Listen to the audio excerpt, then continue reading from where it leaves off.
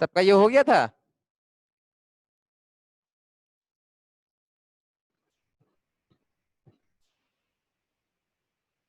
But आप लोग बोल रहे तो आवाज बिल्कुल नहीं आ रही है।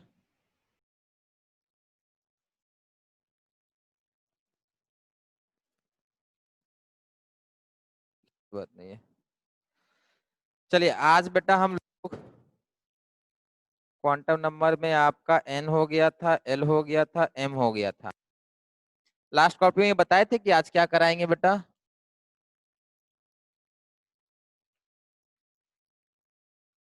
लास्ट क्लास में बताए थे कि आज क्या कराएंगे।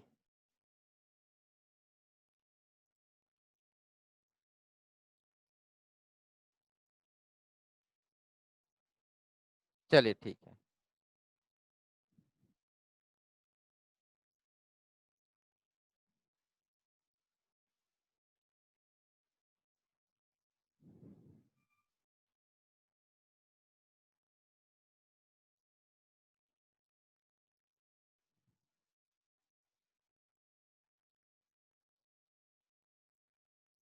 हम लोग बेटा जहां तक मुझे याद है इलेक्ट्रॉनिक कॉन्फ़िगरेशन स्टार्ट किए थे। इलेक्ट्रॉनिक कॉन्फ़िगरेशन स्टार्ट कर दिए थे। हाँ, एरो रूल तक हुआ था। परफेक्ट बेटा। हाँ, तो हम लोग बेटा कुछ रूल्स देखे थे, अफबाउ प्रिंसिपल देख लिए थे। फिर हम लोग हर्न्स रूल देखे थे। हर्न्स रूल देखे थे। फिर हम लोग पॉलीज एक्सक्लूजन प्रिंसिपल डिस्कस नहीं किए थे। पॉलीज एक्सक्लूजन प्रिंसिपल डिस्कस नहीं हुआ था। आज हम लोग इस क्लास में पॉलीज एक्सक्लूजन प्रिंसिपल को डिस्कस करेंगे। तो पॉलीज एक्सक्लूजन प्रिंसिपल भी डिस्कस हो जाएगा और क्वेश्चन भी हो जाएगा। पॉलीज हुआ था बेटा या नहीं हुआ था। पॉलीज एक्सक्लूजन प्रिंसिपल हुआ था। नो हुआ था। ठीक है चलिए देखिए। दिस प्रिंसिपल स्टेट्स दैट, इसका मतलब समझिए क्या बोलता है। लिखेंगे इट स्टेट्स दैट, जहां तक मुझे याद है हो गया था। हो गया था बेटा। It states that no two और same atom can have same set of all four quantum numbers. Means ये हो गया था। इस एक ऑर्बिटल में एक इलेक्ट्रॉन क्लॉकवाइज होगा तो दूसरा इलेक्ट्रॉन एंटी क्लॉकवाइज होना बहुत बहुत जरूरी है। तो हम लोग इलेक्ट्रॉनिक कॉन्फ़िगरेशन के सारे रूल देख चुके थे। जहां तक मुझे याद है नियॉन वगैरह तक हम लोग पहुंच गए थे। तो लेट्स से इस बार एल्यूमिनियम इलेक्ट्रॉनिक कॉन्फ़िगरेशन बनाना है। Electronic configuration of aluminium. Aluminium का एटॉमिक नंबर 13 होता है बेटा। एल्यूमिनियम का एटॉमिक नंबर 13 होता है। तो अगर एल्यूमिनियम का एटॉमिक नंबर 13 है तो हम लोगों को बेटा करना क्या है, 1s 2s and 2p, then comes 3s। ठीक है, 1s 2s 2p and then comes 3s। अब क्या करना है बेटा, बेटा नॉइस तो नहीं आना चाहिए बेटा।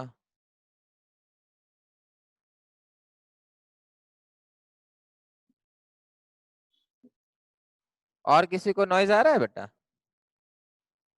नहीं सर, आवाज क्लियर है। फिर बेटा चलिए।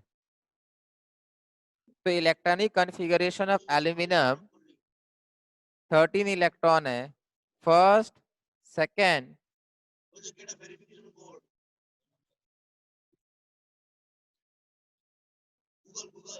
Third, fourth, fifth, six, seventh, eight, ninth, tenth. फिर बेटा आपको यहाँ आया 11th और यहाँ आया 12th। अपने पास 13 है तो एक और बनेगा and that will be 3p। that will be 3p. This will be 3p. समझ में आया? This will be 3p. तो ये बेटा इसका ड्राइंग हो गया। अगर लिखने बोले एल्यूमिनियम का तो लिखेंगे 1s2, 2s2, 2p6, 3s2 and 3p1। ये हम लोग को इसको लिखना पड़ेगा। क्लियर है इसमें बेटा सबको? 1s2, 2s2, 2p6, 3s2 and 3p1।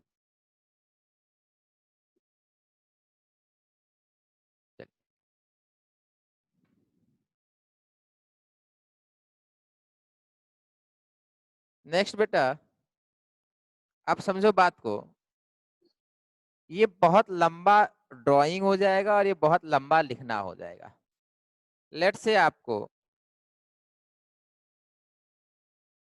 एक कोई दिया है आयरन, एटॉमिक नंबर 26 होता है। ठीक है, आयरन का एटॉमिक नंबर 26 होता है। तो इसको हम लोग करेंगे। तो देखो इसको करने के लिए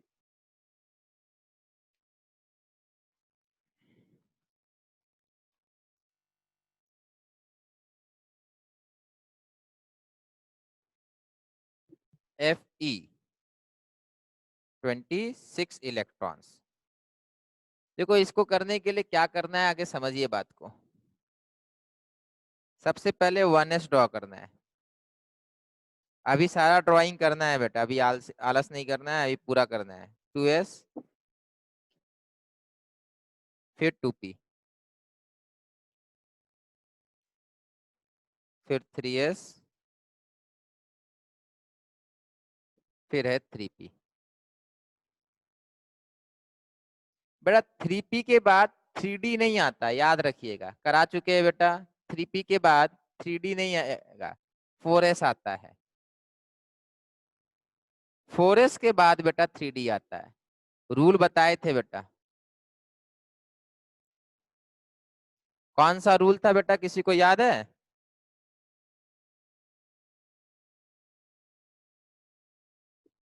कोई बताएगा कौन सा रूल था बेटा? N+L rule. ठीक है बेटा, परफेक्ट, N+L रूल था।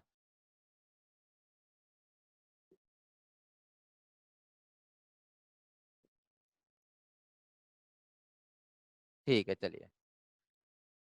तो बेटा 26 है, first, second, third, fourth, fifth, sixth, seventh, eight, ninth, 10th,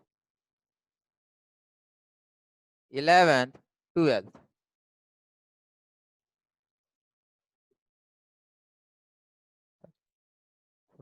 15, 16, 17, 18, 19, 20, 21, Gautam एक मिनट, 22, 23, 24, 25। बेटा यहाँ तक 25 हो गया है। This will be 26।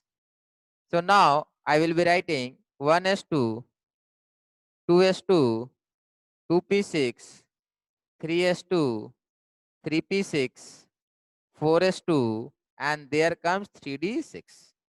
This is electronic configuration of iron. अगर ड्रॉ करने को बोलेगा तो बेटा ये पूरा ड्रॉ करना है, ये कंप्लीट ड्रॉ करना है, और लिखने को बोलेगा तो सिर्फ ये लिख के चले आना है। ठीक है, समझ में आया सबको? अब मैं बोलूंगा आप लोगों को एक बड़ा एटम कुछ ले लेते हैं, ठीक है, जिसका बहुत ज्यादा इलेक्ट्रॉन होता है। बताइए कुछ। Sir lanthanum. नहीं बेटा, उतना लंबा नहीं जाना है। कुछ बताइए, और कुछ बड़ा बताइए। जिरकोनियम। जिरकोनियम। हाँ बेटा, इंडियम भी ले सकते हैं सर।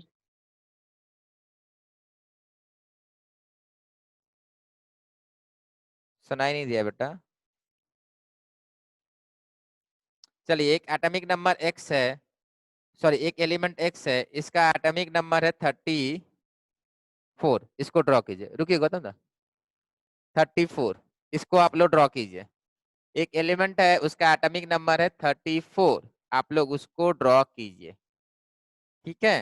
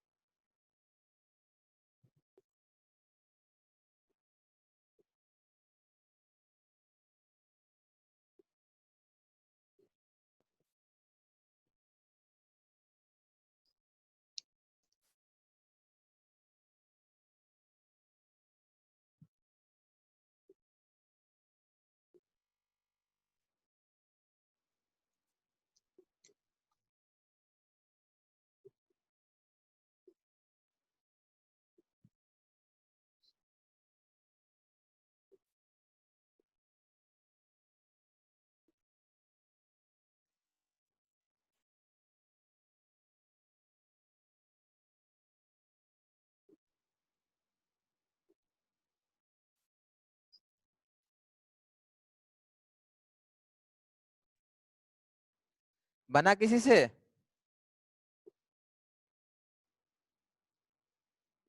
बेटा आपको व्हाट्सअप करना, ऐसे वो प्राइवेटली आपको वो करना है, मैसेज करना है कि नंबर ऑफ इलेक्ट्रॉन्स, आगे ड्रॉ कीजिए, फिर बताएंगे number of electrons in 4p। इस एलिमेंट में 4p में कितने इलेक्ट्रॉन्स है आपको वो बताने हैं, ये आप मुझे एसएमएस करेंगे। ठीक है, आदित्य बता रहे बेटा। आदित्य आपका और हाँ सुनिए, उत्कर्ष खेमका एंड सुष्मिता प्रसाद बेटा दोनों ने सेम आंसर दिया है। आदित्य बेटा आपका थोड़ा डिफरेंट आंसर है,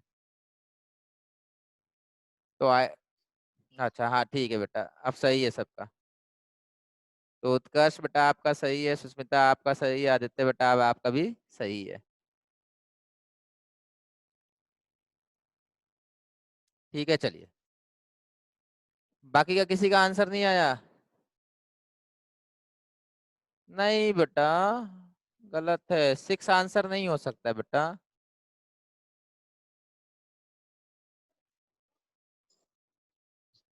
आयुषी बेटा आप तो पूरा आंसर ही लिख दिया, आप पूरा वो नहीं लिखना है बेटा। आप वो सही लिखे हैं, बट एग्जैक्ट आंसर लिखिए कि number of electrons in 4p। ठीक है, रामायणी बेटा आपका सही है, तमन्ना बेटा आपका गलत है। तमन्ना बेटा दोबारा देखिए, चलिए देखते हैं। 34 है बेटा।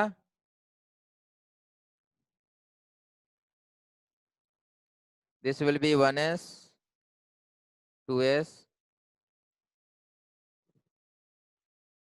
2p, 3s, 3p, 4s,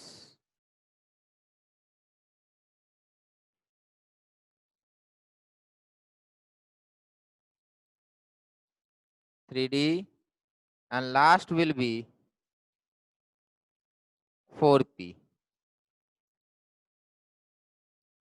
ठीक है, last will be 4p। This is element x। Number of electrons is 34 electrons. Now बेटा नंबर ऑफ इलेक्ट्रॉन्स काउंट करेंगे, 1 2 3 4। बेटा यहाँ 5 आएगा, यहाँ 6 आएगा, यहाँ 7 आएगा। बहुत लोग क्या करते हैं, ऐसे करते हैं, वो नहीं करना है। तो 5 6 7 8 9 10 11 12।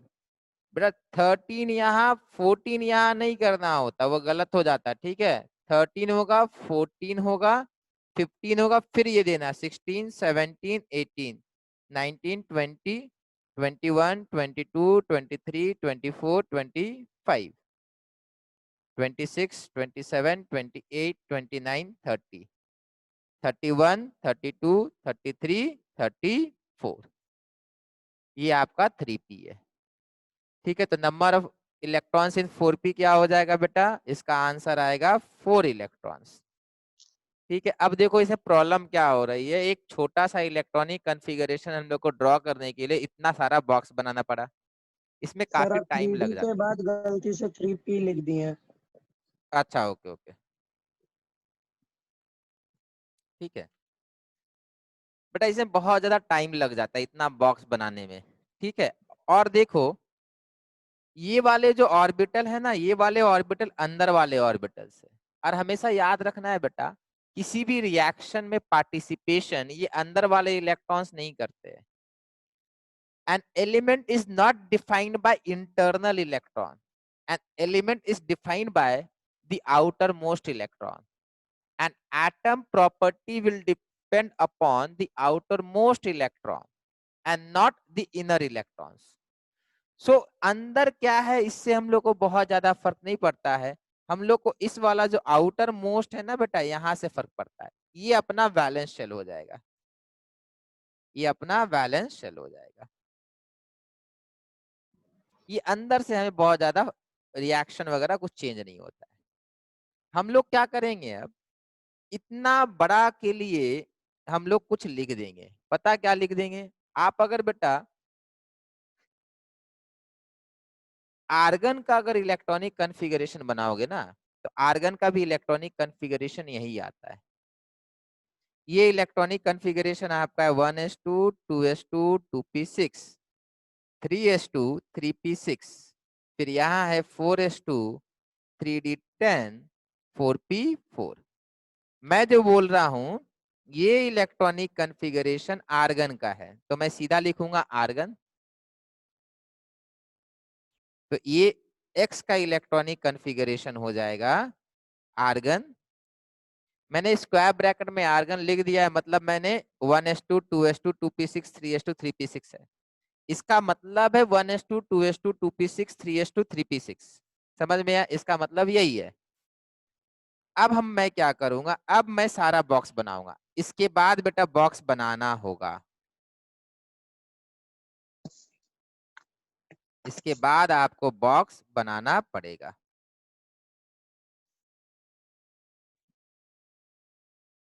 इसके बाद आपको बॉक्स बनाना पड़ेगा। ये है 4s, ये है 3d और ये है 4p।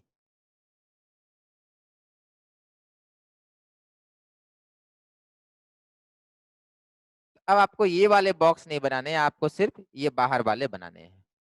समझ में आया, तो इलेक्ट्रॉनिक कॉन्फ़िगरेशन जब बड़ा हो जाता है एटम या एलिमेंट, तो हम लोग उसका फिर आउटर मोस्ट का या वैलेंस शेल का बनाते हैं। अंदर वाले के लिए हम लोग नोबल गैस कॉन्फ़िगरेशन लिखेंगे। समझे बात को, नियरेस्ट नोबल लिखना होता है, नियरेस्ट नोबल गैस यूज करना होगा। क्लियर है बेटा, इसमें किसी को डाउट है तो पूछ सकते हैं।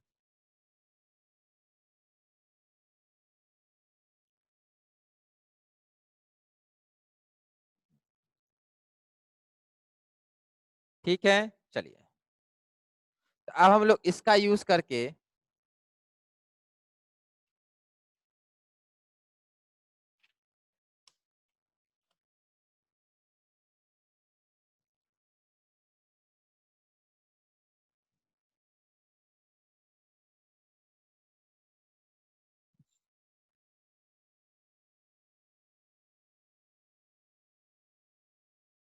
टाइटेनियम का बनाएंगे। ठीक है, इसका यूज करके टाइटेनियम का बनाएंगे। देखो हम लोग को करना क्या है कि देख लीजिए, आपको क्या क्या याद रखना है। देखिए, आपको याद रखना है हीलियम का 2 इलेक्ट्रॉन होता है,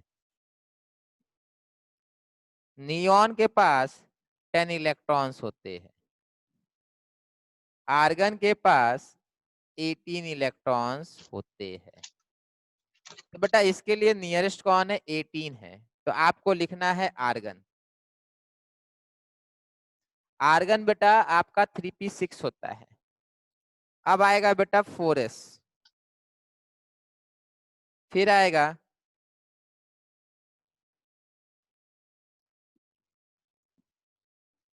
3d।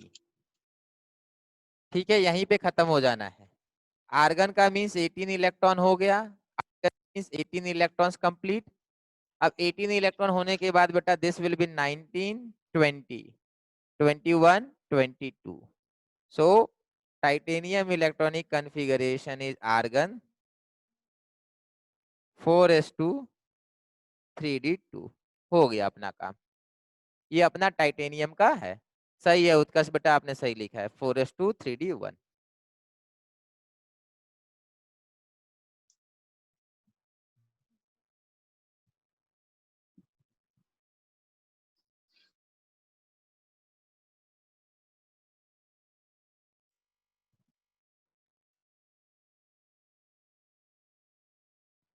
चलिए, तो नियरेस्ट नोबल गैस आपको यूज करना पड़ेगा। ठीक है, चलिए अब बेटा क्या करना है आपको, एक्सेप्शनल कॉन्फ़िगरेशन।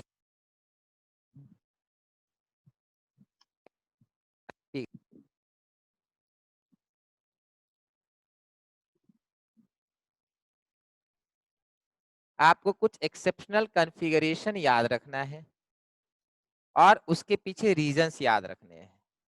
ठीक है, तो सबसे पहले हम लोग को क्रोमियम का इलेक्ट्रॉनिक कॉन्फ़िगरेशन लिखना होगा। क्रोमियम का इलेक्ट्रॉनिक कॉन्फ़िगरेशन देखना आपको। तो एक होगा एक्सपेक्टेड कॉन्फ़िगरेशन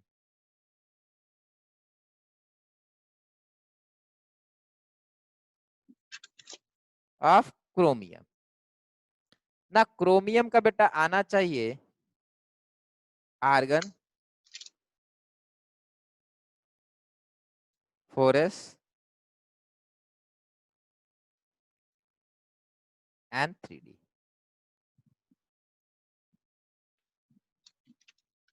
18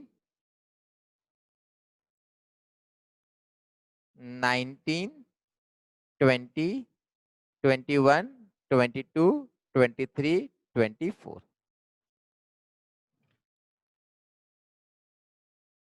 तो expected configuration is coming out to be 4s2 3d4। ये आ रहा है बेटा, ये आ रहा है। ठीक है, बट बेटा अगर एक्चुअल कॉन्फ़िगरेशन की बात करेंगे जिसमें क्रोमियम रहता है, एक्चुअल कॉन्फ़िगरेशन,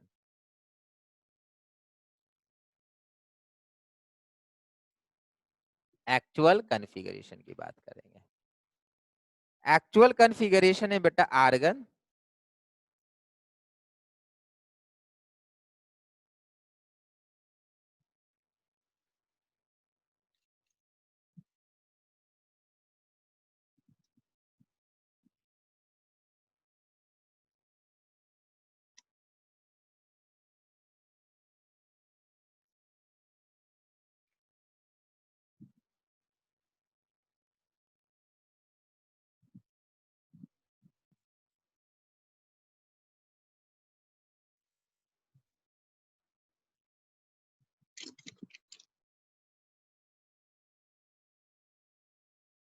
ये आता है बेटा 4s1 3d5। तो actual configuration will be 4s1 3d5। अब आपको रट्टा मार के रखना है बेटा, ये बार बार पूछेगा। क्रोमियम का इलेक्ट्रॉनिक कॉन्फ़िगरेशन है 4s1 3d5।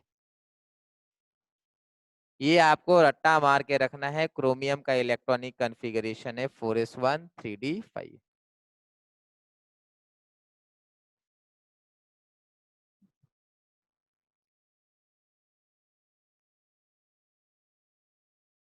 ठीक है,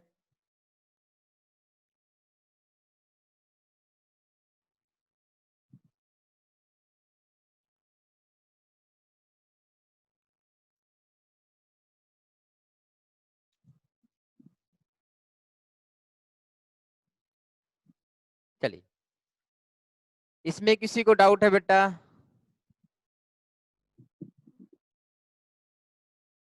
ठीक, अब समझते हैं।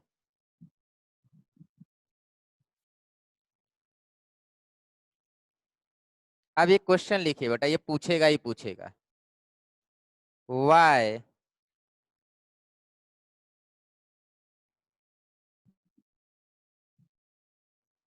chromium has exceptional configuration?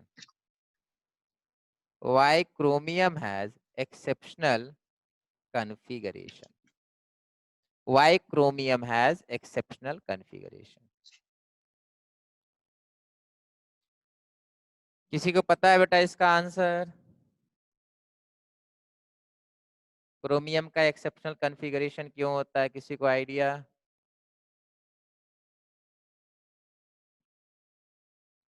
ठीक है, एक आंसर सही है। सर शील्डिंग इफेक्ट के चलते। नहीं बेटा, शील्डिंग इफेक्ट तो नहीं है बेटा।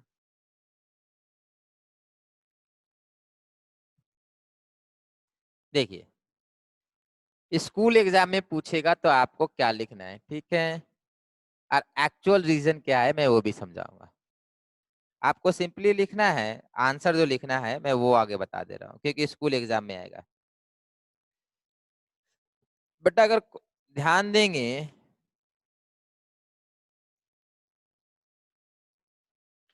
तो बेटा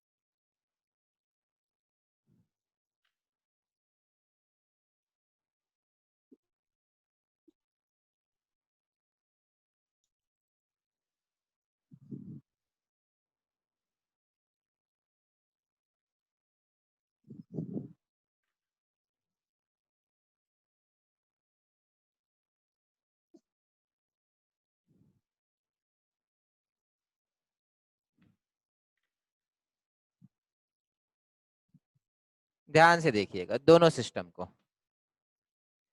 बेटा यहाँ पर क्या है ना, यहाँ पे this orbital is partially field, this orbital is partially field, but these orbitals are singly occupied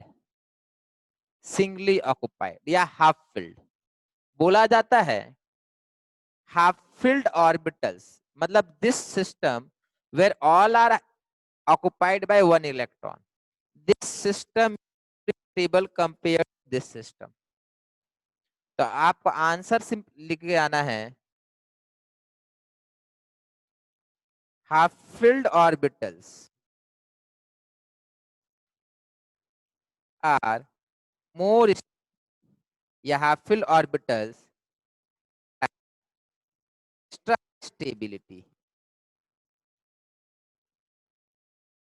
extra stability, due to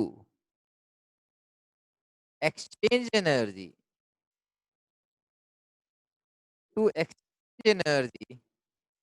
and symmetry, due to exchange energy and symmetry। ये आंसर आपको लिखना है, ठीक है, इतना लिख के चले आना है। half filled orbitals have extra stability due to exchange energy and symmetry। अब क्वेश्चन आप लोग के दिमाग में आ रहा होगा ये एक्सचेंज एनर्जी क्या है और ये सिमेट्री क्या है। सिमेट्री बेटा बड़ा सिंपल सा है, सिमेट्री में आपको ज्यादा दिमाग नहीं लगाना है, आपको सिंपली ये सोचना है कि अगर दिखने में ज्यादा सिमेट्रिकल अगर डिस्ट्रीब्यूशन कौन सा है, so this distribution is more symmetrical compare to this distribution. यहाँ पे सिमेट्री ज्यादा है और यहाँ पर कम है। So symmetrical distribution have more stability compare to unsymmetrical distribution. ये हम लोग बोल सकते हैं, ठीक है। अब देखो ये कैसे बोल सकते हैं, इसका कोई प्रूफ वगैरह या कुछ वैसा, तो बेटा इसका वैसा कोई मैथमेटिकल प्रूफ मैं नहीं दे पाऊंगा आपको यहाँ पर, बट एक सिंपल सा मैं प्रूफ आपको समझा देता हूँ। देखो यूनिवर्स में सिमेट्रिकल चीजें ज्यादा आपको मिलेगी compare to unsymmetrical. Universe means nature में आप अनसिमेट्रिकल बिल्डिंग बना सकते हो, बट नेचर जो होता है वो सिमेट्रिकल चीजें ज्यादा बनाता है। फॉर एग्जाम्पल आपके पास दो आंखें है बेटा, एक लेफ्ट में है एक राइट में है, दो ईयर है बेटा, एक लेफ्ट में एक राइट में, और दोनों सिमेट्रिकली डिस्ट्रीब्यूटेड है। ऐसा नहीं है कि दोनों ईयर एक तरफ है। अब देखो नेचर में आप मैक्सिमम जो नेचुरल थिंग को देखोगे तो उसमें सिमेट्री आपको मिल जाएगा। फ्लावर में सिमेट्री होता है, प्लांट्स में आपको सिमेट्री दिखेगा, हर एनिमल में सिमेट्री दिखता है। नोज बेटा एक ही है पर बीच में है, साइड में तो नहीं है। चलो ईयर के लिए आप बोल सकते हो कि दोनों ईयर एक तरफ क्यों रहेगा, एक लेफ्ट में रहेगा, एक राइट में रहना चाहिए। बट नोज बेटा थोड़ा लेफ्ट थोड़ा राइट हो सकता था। इनफैक्ट किसी का ड्यू टू सम रीजन अगर नोज थोड़ा शिफ्ट हो जाए तो वो दिखने में थोड़ा अच्छा नहीं लगेगा। तो ये एक देखा गया है कि नेचर में symmetrical distribution are more preferred या हैव मोर स्टेबिलिटी। ठीक है, तो half filled orbitals have extra stability due to symmetry. तो सिमेट्री में देखो बेटा, तो असिमेट्रिकल एनिमल्स बेटा है बट कम है ना बेटा। ऐसा तो नहीं है कि उनका आबादी बहुत ज्यादा है, और अगर है भी तो बेटा ऐसा नहीं है कि वो दिखने में बेटर है या मोर स्टेबल है। ठीक है, universe have more tendency for symmetrical और even distribution. Even distribution, equal distribution के लिए यूनिवर्स का टेंडेंसी रहता है। फॉर एग्जाम्पल, पानी एक बाल्टी में ज्यादा है, दूसरे बाल्टी में कम होता है बेटा, दोनों को पाइप से कनेक्ट कर दीजिएगा तो आपका बेटा ऐसा कुछ होता है। For example,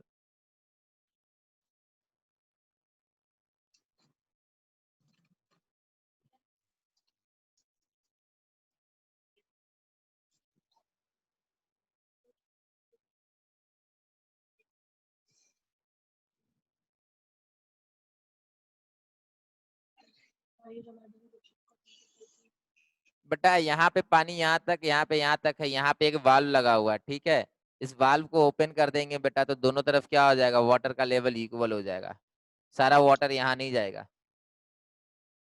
because universe have tendency for equal distribution या इवन डिस्ट्रीब्यूशन या सिमेट्रिकल डिस्ट्रीब्यूशन। ठीक है, चलिए बेटा वो ठीक है। उत्कर्ष बता रहे बेटा, दो आदमी का स्टमक जो है दोनों ने आधा आधा खाना खाया है, या फिर सेकंड ऑप्शन है कि एक आदमी ने पूरा खाना खाया है। Means one fully filled stomach and two half filled stomach. तो two half filled stomach is better compare to one fully filled stomach. ठीक है बेटा, बट वह आप वो इमोशनल चीजें है, बट मैं आपको सिस्टमैटिक बता रहा हूँ जैसे नेचर ने आपको बनाया है, हम लोग को बनाया है। ये आगे भी जाके हम लोग देखेंगे नेचर में या यूनिवर्स में system which have equal distribution, they are considered to be more stable. ठीक है, नेक्स्ट। तो बेटा सिमेट्री वाला मैंने आपको समझा दिया। सिमेट्री बेटा आपको देखने से समझ में आ जाएगा। सेकंड जो है एक्सचेंज एनर्जी, सेकंड है एक्सचेंज एनर्जी। इसमें बेटा थोड़ा आपको समझना है कि एक्सचेंज एनर्जी होता क्या है। देखो हम लोगों ने पढ़ रखा था कि अगर अपना एक ऑर्बिटल है और ये दूसरा अपना एक ऊपर में ऑर्बिटल है, तो electrons can jump from lower orbital to higher orbitals. Orbit, sorry orbital नहीं, ऑर्बिट। अब तो ऑर्बिटल का कॉन्सेप्ट आ गया है। तो बेटा अगर ये आप देखोगे यहाँ पे 1s है और यहाँ पे 2s है, अपने पास एक इलेक्ट्रॉन यहाँ है। if this electron wants to jump into this orbital, so energy is absorbed.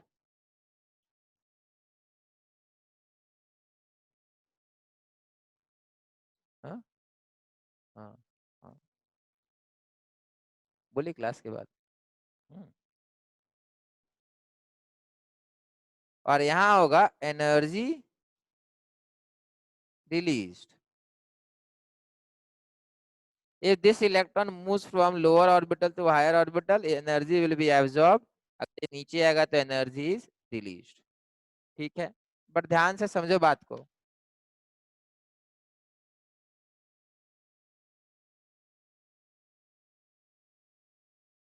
अपने पास एक इलेक्ट्रॉन यहाँ है। Now we have already discussed the orbitals will have equal energy. We have already discussed orbitals will have equal energy. ये 3p में बेटा these t याद रखिएगा, energy of 3px equals to 3py equals to 3pz. समझ में आया? 3px equals to 3py is equal to 3pz, ये होता है बेटा। उसी तरीके से 3dxy equal to 3dyz is equal to 3dxz is equal to 3dx square minus y square is equal to 3dz square. Means 3p orbitals have equal energy and 5d orbital have equal energy. Now if electron jumps from this point to this point, no energy exchange. And if electron jumps from this to this, no energy exchange. Means अगर एक p orbital से दूसरे p orbital में जाएगा तो energy neither gain nor release. समझ में आ रहा है? एक d ऑर्बिटल से दूसरे, पर 3d से बेटा 3d में जाना चाहिए, 3d से 4d में नहीं, ये नहीं बोलिएगा आप, ठीक है? 3d से 4d में नहीं, 3d से 3d। एनर्जी एब्जॉर्ब नहीं होता है, रिलीज नहीं होता है इन जनरल केस, ठीक है? 3p से 3p में neither energy is absorb nor energy is release. समझ में आ रहा है? नेक्स्ट, अब समझो बात को। यहां पर एक इलेक्ट्रॉन इस तरीके से, अब समझ,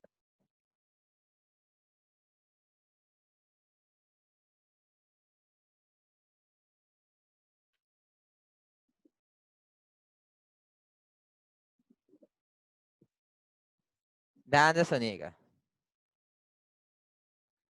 बेटा। ये आपका 3px है, ये आपका 3py है, ये आपका 3pz है। बेटा कभी कभी ऐसा होता है इलेक्ट्रॉन के साथ कि ये इलेक्ट्रॉन 3px में है, ये इलेक्ट्रॉन 3py में है, दोनों आपस में डिसाइड करते हैं। क्या डिसाइड करते समझिए? ये कहता है कि मैं यहां आ जाऊंगा, तुम्हारे घर आऊंगा। बेटा जब ये इसके घर चला आएगा तो यहाँ 2 इलेक्ट्रॉन हो जाएंगे। अब 2 इलेक्ट्रॉन हो जाएंगे तो आपस में रिपेल करेंगे, तो ये इसके घर घूमने के लिए जाने में इंटरेस्टेड है। दिस इलेक्ट्रॉन को यहाँ पे जाना है, घूमना है, यहाँ पे रहना है एक दिन, बट उसको पता है कि मैं अगर यहाँ जाऊंगा तो इसको रिपेल करूंगा। तो होता क्या है कि जब ये यहाँ आएगा उसी समय इसको यहाँ आना होगा। मतलब आप अपने फ्रेंड के घर चले गए और आपका फ्रेंड आपके घर आ गया। राम गया श्याम के घर, श्याम राम के घर आया। This is known as exchange, ठीक है? This is known as exchange. Clear है ये? तो एक्सचेंज कब पॉसिबल होगा? एक्सचेंज तब पॉसिबल होता है जब आप अपने फ्रेंड के यहाँ जाते हैं और फ्रेंड आपके यहाँ आ जाता है। मतलब आप भी अकेले रहोगे, आपका फ्रेंड भी अकेला रहेगा, ठीक है? बस दोनों ने आपस का घर एक्सचेंज कर लिया है। अब समझिए बेटा, ये यहां से एक्सचेंज नहीं कर सकता है, क्यों? यहाँ तो कोई है ही नहीं। ये उसके यहाँ जाएगा तो यहाँ से कोई वापस आना चाहिए। समझ में आ रहा है? नाउ सेकंड थिंग जो है,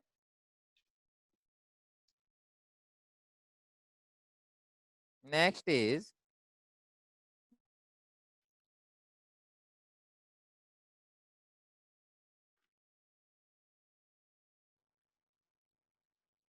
अभी यहाँ पे 3D में 2 इलेक्ट्रॉन्स है, तो ये है राम या ए, ये है बी। नाउ द इलेक्ट्रॉन ए के पास कितने ऑप्शन है एक्सचेंज के? ए के पास बेटा एक ही ऑप्शन है एक्सचेंज का, दैट इज वो बी के घर जा सकता है, बी ए के यहाँ आ सकता है। So total number of exchange possible is, total exchange possible is 1, ए से बी, बी ए के यहाँ, एक ही एक्सचेंज है बेटा, ठीक है, ये यहाँ जाएगा और ये यहाँ आएगा, ठीक है, this is one single possible exchange. But let's say एक और इलेक्ट्रॉन चला आया, सी भी आ गया, तो अब कितने एक्सचेंज पॉसिबल है? तो ए और बी आपस में एक्सचेंज कर सकते हैं, ए और सी आपस में एक्सचेंज है, ए भी कर सकता है, ए और सी कर सकता है, और कौन कर सकता है बेटा? और एक है बेटा, बी और सी आपस में कर सकते हैं। So number of exchanges 3, number of exchanges 3, मतलब 1 + 2 हो गया। अब एक और ऐड कर दीजिए, तो नंबर ऑफ एक्सचेंज जो हो जाएगा 1 2 3 4, ठीक है, 4 है, तो यहाँ तो हो गया था। अब ये वाला बेटा एक ऐड होगा, तो एक ऐड हुआ, हाँ, फिर बेटा ये वाला ऐड होगा, कहाँ गया, ये वाला एक और ऐड होगा, ठीक है, और फिर ये वाला एक ऐड होगा, एक और ऐड हुआ, तो कितने हो गए? 6 एक्सचेंज हो गए। बेटा जब 5 हो जाएगा ना, ये वाला भी चला आएगा, तो टोटल नंबर ऑफ एक्सचेंज 10 हो जाएगा, 10 exchange possible. More is the exchange possible, more is the exchange energy release. समझिए बात को, एक्सचेंज होने से बेटा सिस्टम थोड़ा ज्यादा स्टेबल होता है, और स्टेबिलिटी का मतलब होता है एनर्जी रिलीज हो गया, ठीक है। तो एक्सचेंज मैंने आपको बता दिया है बेटा, इसमें आपको ऐसा नहीं है स्कूल एग्जाम में कभी आएगा ना जॉइंट में आपको वैसे नहीं पूछेगा कि ड्रॉ करो एक्सप्लेन करो, आपको समझ में आ गया कि एक्सचेंज होता क्या और काउंटिंग कैसे करते हैं, ठीक है। नेक्स्ट समझिए,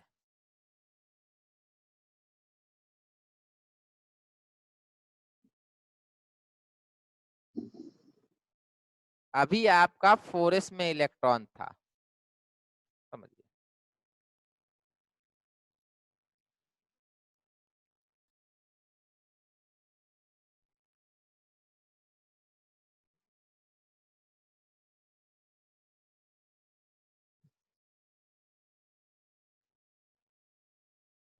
हम्म,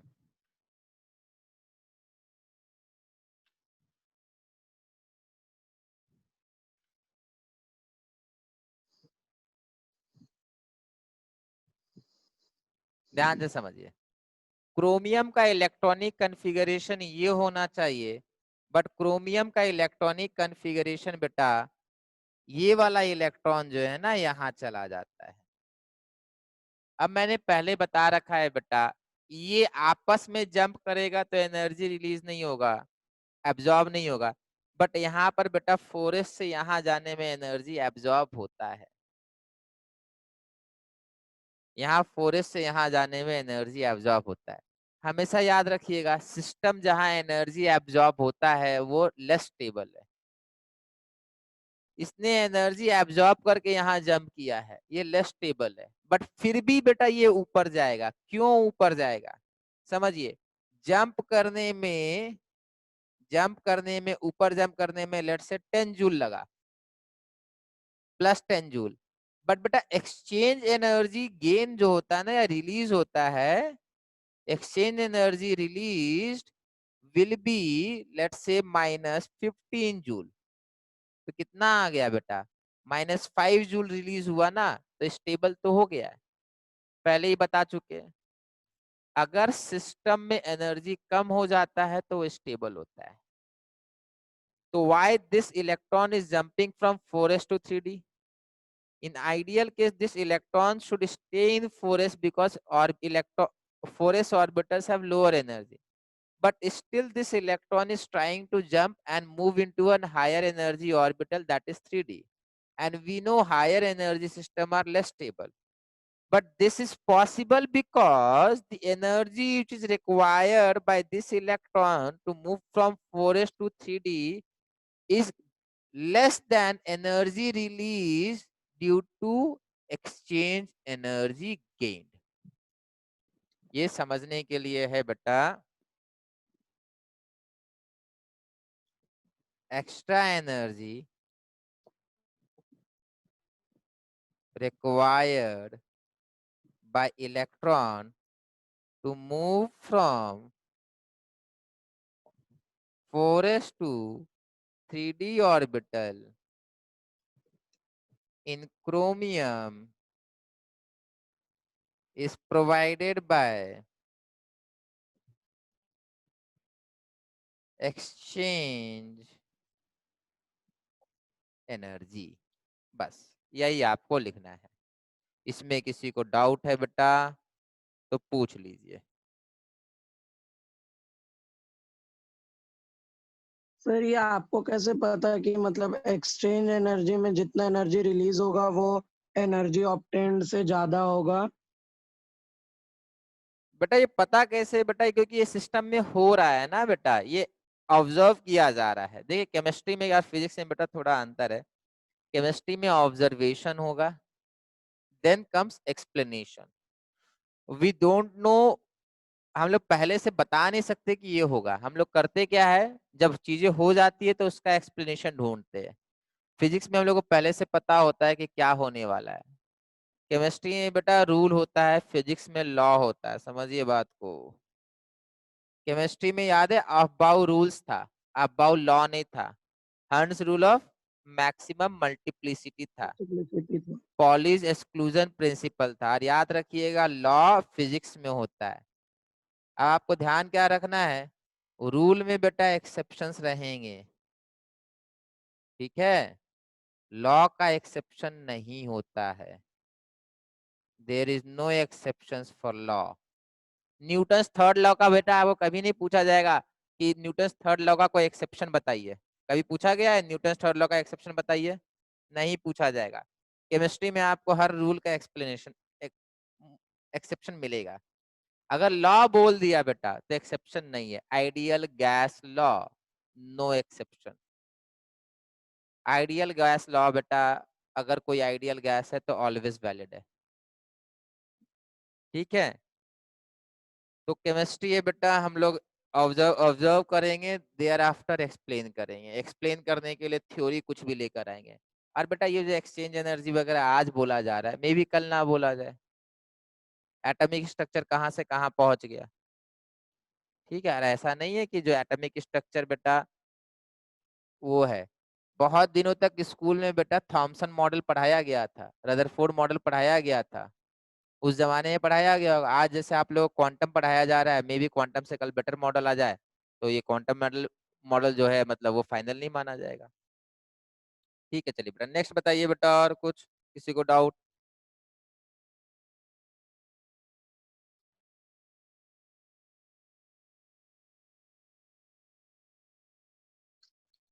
किसी को डाउट? चलिए अब हम लोग को दिखना है exceptional configuration of copper.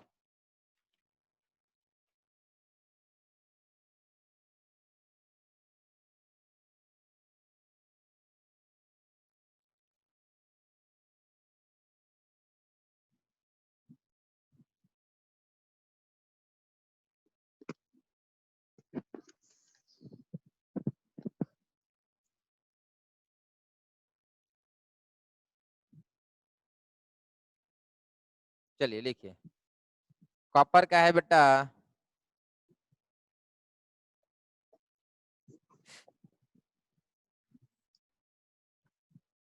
29.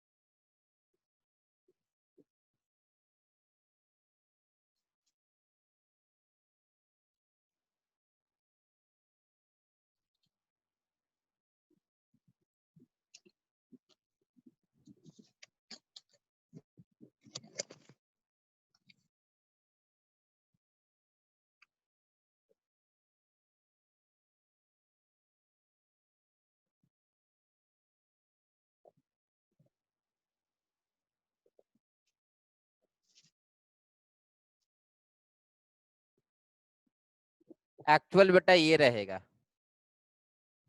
Again बेटा यहां पर आपको लिखना है रीजन, आपको देना है fully filled orbitals. This is fully filled and this is half filled. So fully filled orbitals and half filled orbitals, यहाँ पे दोनों रीजन होगा। half filled orbitals have extra stability,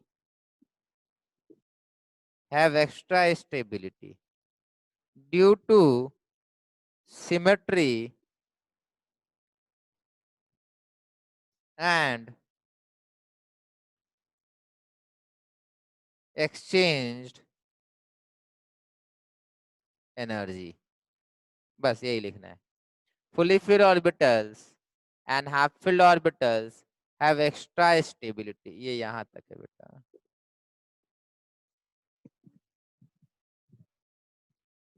fully filled orbitals and half filled orbitals have extra stability due to symmetry and exchange energy। ठीक है, तो exceptional configuration of copper हो गया। ठीक है बेटा, चलिए अब हम लोग लिखेंगे एक और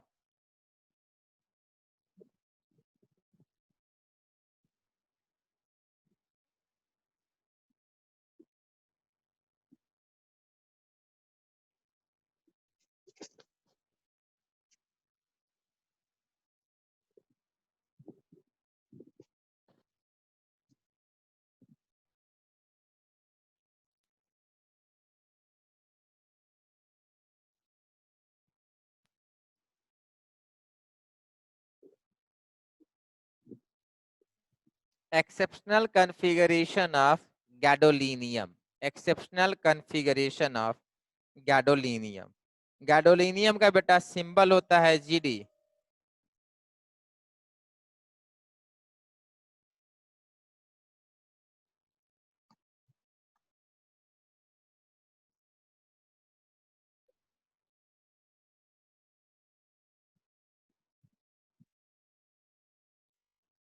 गैडोलीनियम का सिंबल होता है जी और एटॉमिक नंबर होता है 64। ठीक है, इसका थोड़ा आप लोग ट्राई कीजिए, इसका एक्सेप्शनल आएगा। थोड़ा लंबा चौड़ा है बेटा, फिर भी ट्राई कीजिए।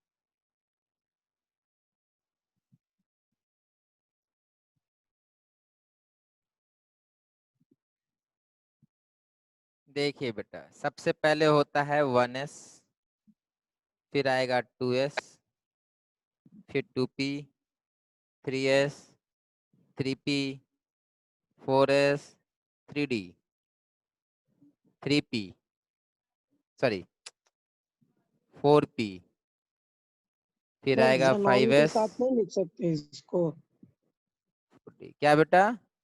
जेनॉन के बाद वाला खाली हाँ लिख के कर मतलब सकते हैं, मैं जेनॉन। बता रहा हूँ बेटा एक बार।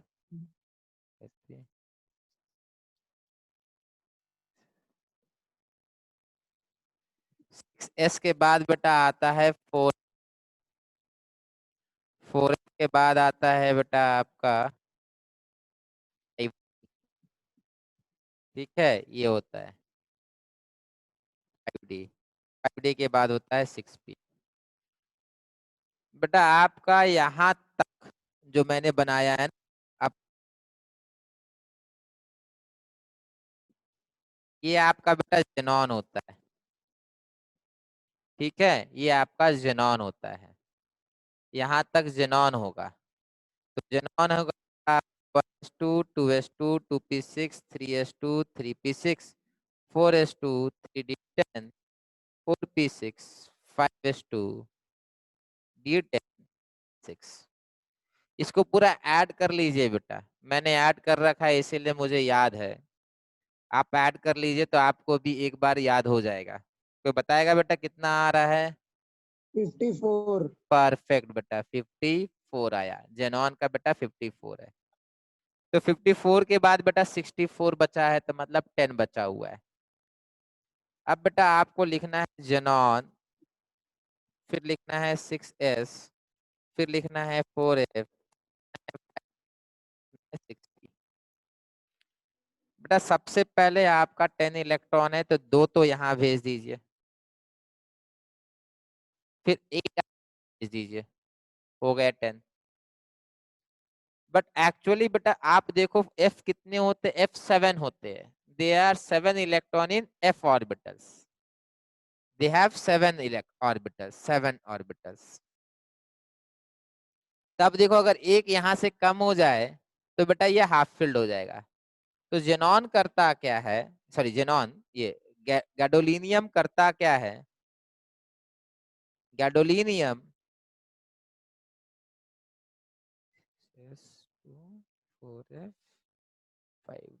एंड 6p, गैडोलिनियम एक इलेक्ट्रॉन यहां से बेटा डी में चला जाएगा, तो बचेगा 2, 7, 1, ठीक है, 2, 7, 1। ये बेटा आपका एक्चुअल कॉन्फ़िगरेशन है, 6s2, 4f7, 5d1।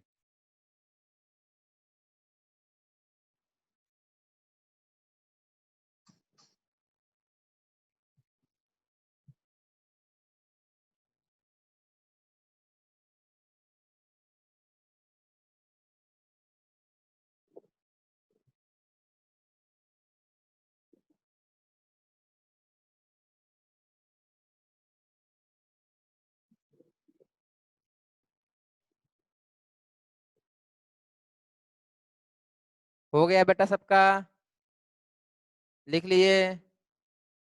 नेक्स्ट देखिए,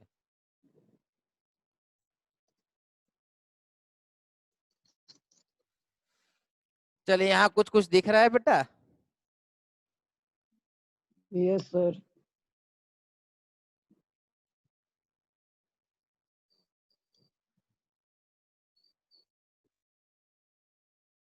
चलिए बेटा, ये इलेक्ट्रॉनिक कॉन्फ़िगरेशन है, मैंने बता रखा था बेटा। देखो ये एनर्जी जो हाइट है ना, एनर्जी के अकॉर्डिंग है। सबसे कम एनर्जी 1s का है, फिर 2s का है, फिर 3p का, सॉरी 2p का, ये 2p है ये, फिर 3s, 3p, 4s, 4s के बाद 3d है, फिर 4p है, 5s है, 4d है। समझ में आ रहा है? ऐसे करके एनर्जी है। लेट से मुझे अगर बेरिलियम का अगर इलेक्ट्रॉनिक कॉन्फ़िगरेशन देखना है, तो बेरिलियम के पास कितने इलेक्ट्रॉन्स है बेटा? 4 इलेक्ट्रॉन्स है, बेरिलियम के पास 4 इलेक्ट्रॉन्स है।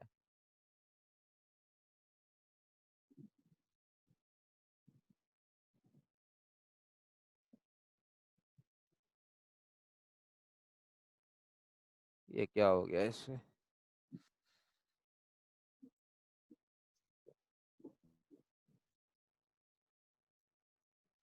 ये है बेटा beryllium electronic, sorry sorry sorry sorry sorry, electronic 1s2 2s2, समझ में आया? नेक्स्ट अगर मुझे क्लोरीन का देखना है तो 17 इलेक्ट्रॉन, 1 2 3 4 5 6 7 8 9 10 13 14 16 17, ये रहा। इसका देखना है,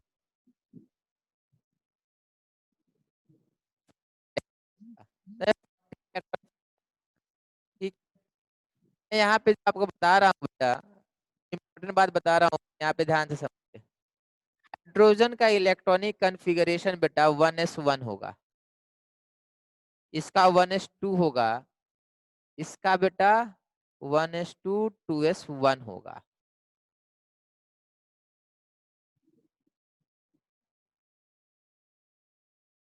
बेटा और किसी को साउंड प्रॉब्लम आ रहा है बेटा?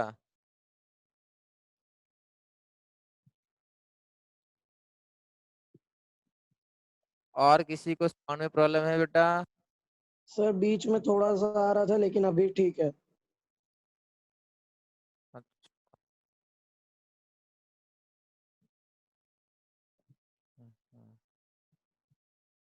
ओके ठीक है, मैं भी इसको आगे शेयरिंग बंद करते देखते। अच्छा अब ठीक हो गया, ठीक है। चलिए देखिए, मैं जो वहां बता रहा था बेटा, periodic table actually electronic configuration से ही आया है। Periodic table actually electronic configuration से ही आया है। मेरा कहने का मतलब ये है बेटा, ये आप लोग भी बना सकते हैं टेबल। ये हम लोग क्लास लोअर क्लास में टेबल बना हुआ मिला था ना आप लोग को, ब्लैंक टेबल दिए थे।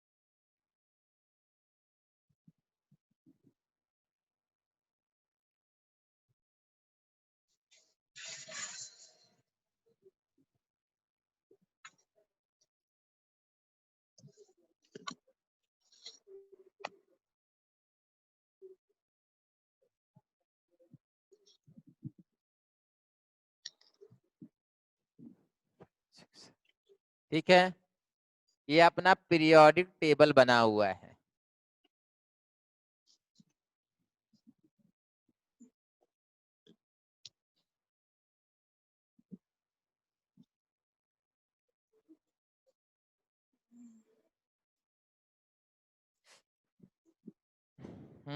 सुष्मिता बेटा आप सही बोले, क्लास 9 में हुआ था। देखिए बेटा वहां पे पहले मैंने बता रखा होगा S block, P block, D block, ठीक है। तो वहां तो आप लोगों ने बस याद कर लिया था कौन सा एस होता है कौन सा पी होता है। बट यहाँ आप लोग देखेंगे इसमें, ठीक है। देखिए यहाँ हाइड्रोजन है, इसका इलेक्ट्रॉनिक कॉन्फ़िगरेशन 1s1 है। यहाँ हीलियम है, इसका इलेक्ट्रॉनिक कॉन्फ़िगरेशन 1s2 है। इसका बेटा होगा 1s2 2s1। तो बेटा 1s2 में नहीं लिखूंगा, मैं सीधा लिखूंगा 2s1। मैं लास्ट वाला लिखूंगा, ठीक है, सिर्फ लास्ट वाला। ये हो जाएगा 2s2। बेटा इसका 2s2 2p1 होगा, मैं 2p1 लिखूंगा, ठीक है। मतलब 2s2 तो यहाँ भरा हुआ ना, तो 2p1 होगा। ये हो जाएगा 2p2, ये 2p3, ये 2p4, ये 2p5 और ये 2p6 हो जाएगा, ठीक है। मैं ये चीज बता रहा हूँ। ये हो जाएगा 3s1, ये हो जाएगा 3s2, ये हो जाएगा 3p1, 3p2, 3p3, 3p4, 3p5, 3p6। ये ध्यान दीजिए 4s1 और 4s2 होगा। इसके बाद आप लोग अभी पीछे होंगे मेरे से काफी, आप लोग यहाँ तक पहुंचिए फिर बताते हैं।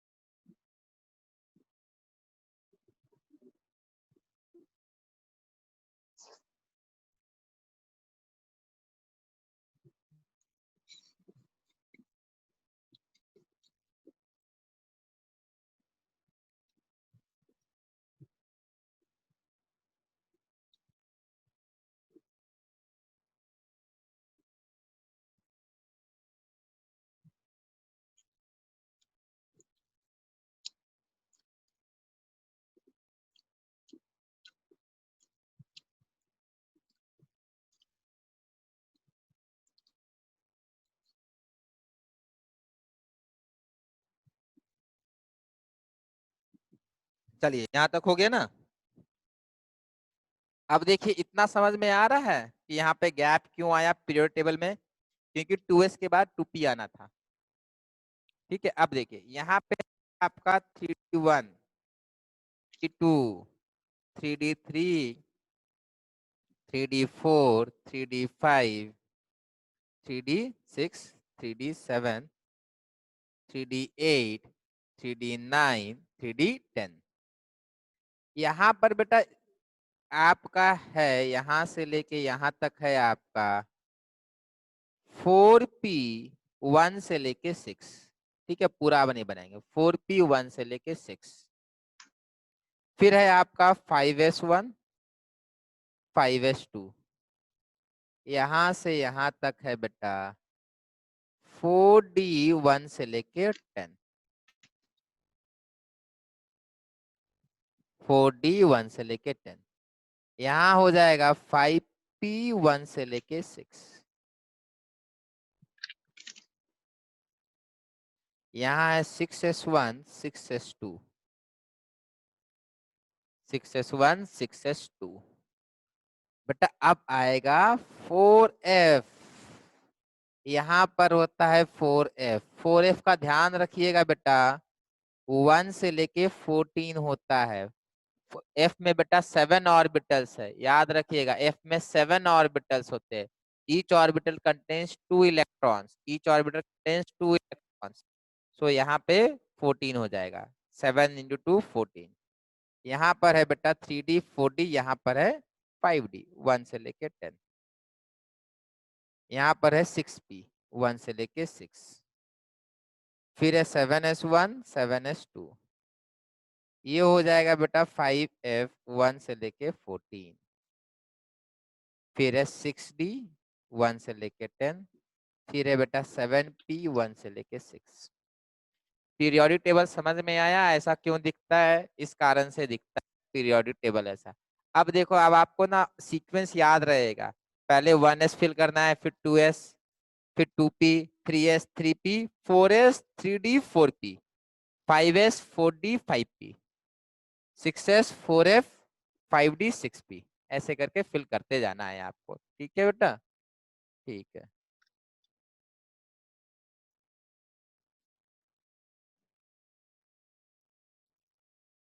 ठीक है।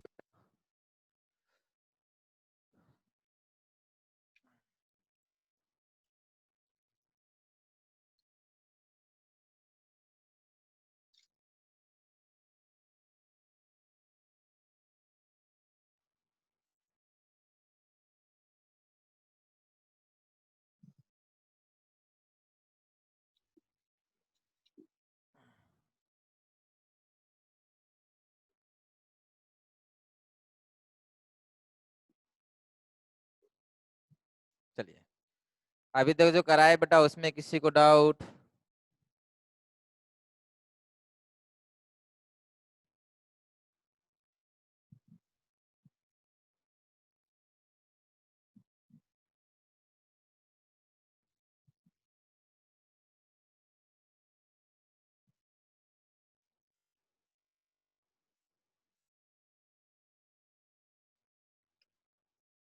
अभी तक जो कराए बेटा उसमें किसी को डाउट?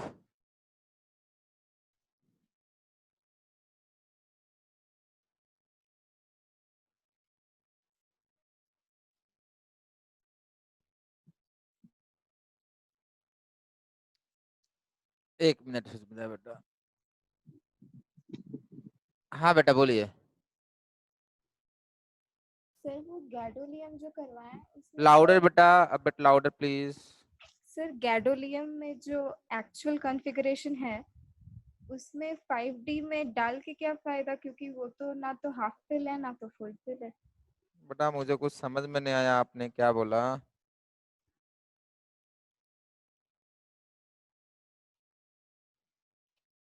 फिर से बेटा क्या बोलिए?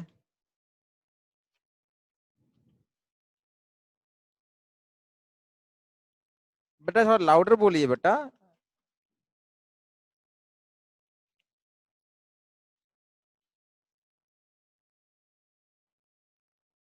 फिर से बोलिए बेटा एक बार। हाँ आप बोल सकते हैं बेटा, मैंने सब कुछ कर रखा है, अनम्यूट ऑल है तो। सर वो सर ये बोल रहे थे क्वेश्चन जो पूछा ना, वो पूछा है कि जो गैडोलिनियम वाला आप करवाए थे तो उसमें जो 4f से इलेक्ट्रॉन 5d में गया, तो क्यों गया? ना तो 5d हाफ फिल्ड था ना तो पूरा फिल्ड था, तो 5d में क्यों गया? अरे बेटा ये सब वो है ना बेटा, 5D में जाने से 4f तो हाफ फील्ड हो गया ना, 5D में जाने से 4f हाफ फील्ड हो गया। बेटा देखो केमिस्ट्री है ना बेटा, इसमें क्या है ना कि वो हम लोग करते क्या है, हम लोग ना ऑब्जर्व कर रहे हैं कि गैडोलिनियम का, देखो हम लोग गैडोलिनियम का पहले हम लोग 4f8 माने थे, बट अपॉन ऑब्जर्वेशन जब हम लोग ऑब्जर्व किए तो देखिए गैडोलिनियम का तो F8 है ही नहीं, गैडोलिनियम का F7 है और D में एक इलेक्ट्रॉन चला गया है। तो फिर हम लोग रीजन ढूंढने लगते हैं, एक्सप्लेनेशन ढूंढने लगते हैं। फॉर एग्जाम्पल क्रोमियम का बेटा क्या था, 4s1 नहीं था, 4s2 3d4 आना था।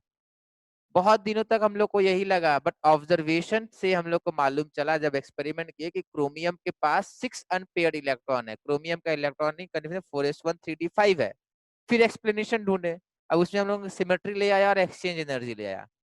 तो केमिस्ट्री में बेटा ऐसा है कि एक्सप्लेन करने के लिए हम लोग कुछ रीजन ढूंढते हैं, ठीक है। तो गैडोलिनियम के लिए यही बोला जाएगा 4f7 होने जाने से आपका बेटा एक्सचेंज एनर्जी ज्यादा हो जाता है, ठीक है, सिंपल सा ये रीजन है। और बताइए बेटा, और किसी को?